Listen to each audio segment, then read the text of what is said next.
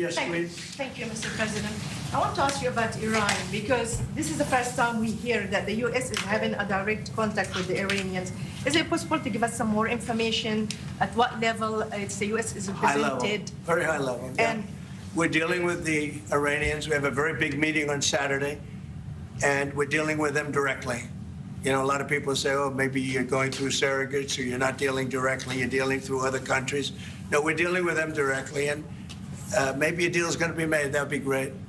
It'll be really great for Iran, I can tell you that.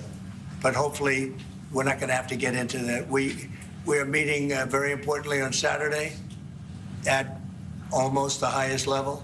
And we'll see how it works out. Please. How do you ensure, Mr. President, that these tariffs don't drive U.S. trading partners into the hands of the Chinese? I'm not worried about it. I'm not worried about it. If they want to be in the hands of the U.S., they don't want to be in the hands of the Chinese. And the Chinese have turned out to be really not very good at that.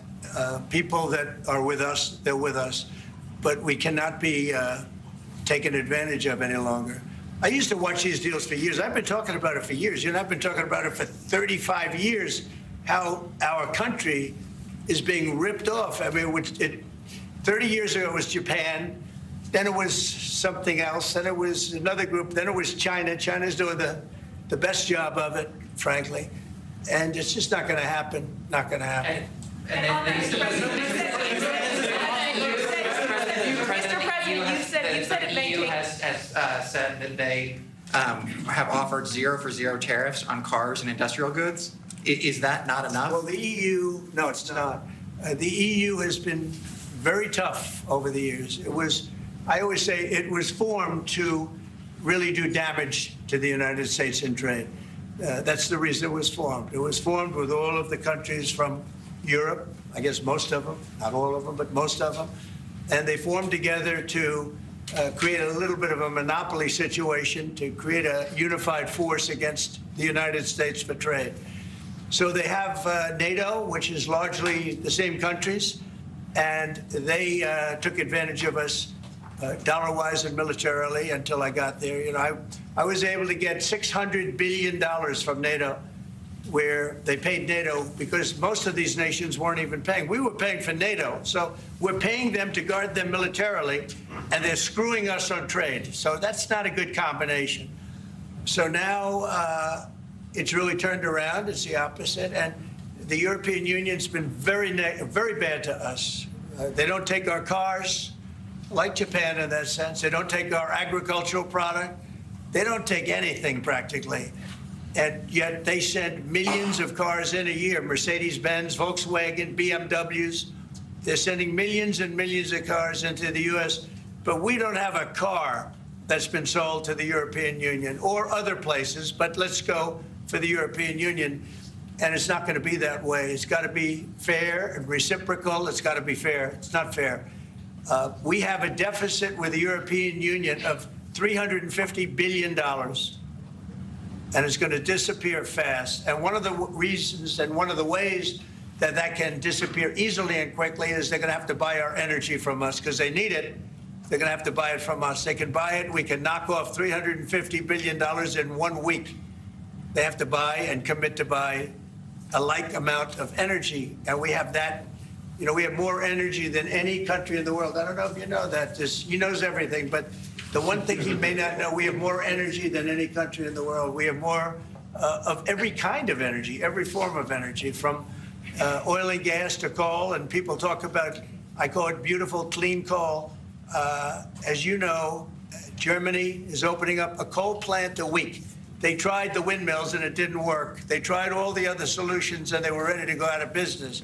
Now they're doing a coal plant a week. China is now up to 2 coal plants. They're opening 2 major coal plants every single week in China, all over China.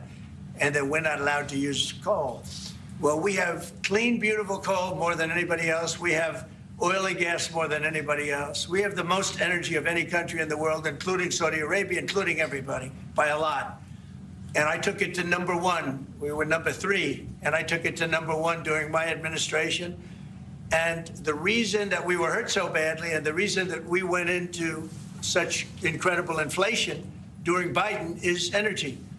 it was also their bad spending, but energy, because they played around with this incredible thing that we had built, this administration had built, and the energy costs went through the roof. And when that went up, everything else followed. Now, if you look at what's happening, you got to see this today. I said we're going to try and get groceries down, right? An old-fashioned term, but a beautiful term. Eggs. So when I got in, the press went absolutely crazy the first week. They said, eggs have quadrupled in price. I said, I just got here. Tell me about it. And Brooke Rollins and our team did a great job, and eggs are down now 79%, and they're all over the place. And this was a problem that somebody else would have taken a long time to cure. We have energy is down. We have interest rates are down. We have groceries, meaning food is down. We have everything is down at levels that nobody ever thought possible. Energy looks like it's going to be in the $2.50 a gallon range, and maybe below that for a car. So for gasoline. So we're really doing amazing. I mean, we're cutting prices because prices got so high people couldn't live. I mean, the prices for groceries, the prices for standard groceries, standard things were going through the roof. They couldn't live. And now those prices are coming down. So call them groceries, but that's down, energy's down, and interest rates are down. Everything's down. And the interest rates, the beauty there is when we refinance debt, you know, debt's become such a big factor in this country. We're going to start paying debt off with tariffs and other things. But it's such a big factor because the interest rate's so high. Well, now that's coming way down. So our budget's going to look a lot better because interest costs are way down. And I guess I've done that.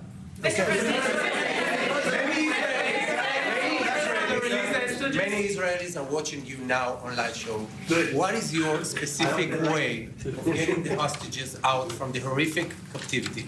We are trying very hard to get the hostages out. We're looking at another ceasefire. We'll see what happens. But we want to get the hostages out. The Israeli people want the hostages out more than anything. They want the hostages out. This man is working very hard with us to do that. I mean, I don't know. I hope he's being appreciated because he's been a great leader. He's working very, very hard on the hostages and many other things. And there are plenty of things you have to work on. It's a tough place in the world. I have a good partner. Yeah, you do have a good partner, and so do we. We're working very hard on the hostages.